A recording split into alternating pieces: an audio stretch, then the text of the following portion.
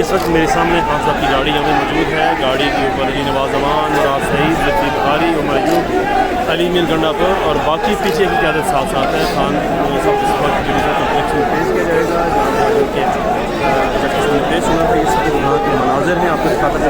Judicial complex के सामने के मनाजिर हैं इस वक्त, ये आप देख सकते हैं इस वक्त मनाजिर।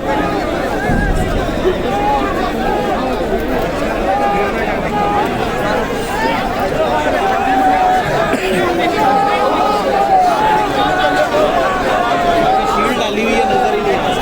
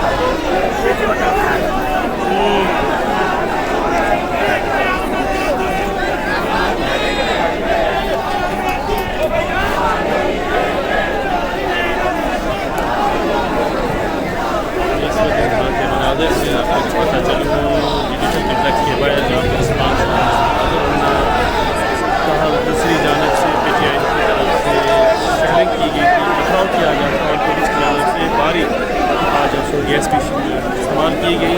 उसके बावजूद जहाँ पे 10 लोगों ने आना था वहाँ पे आज नहीं सकते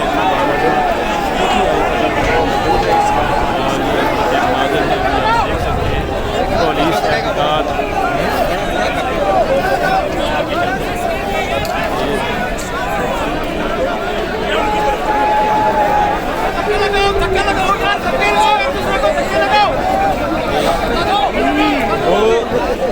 मैं माफ़ी चाहता हूँ।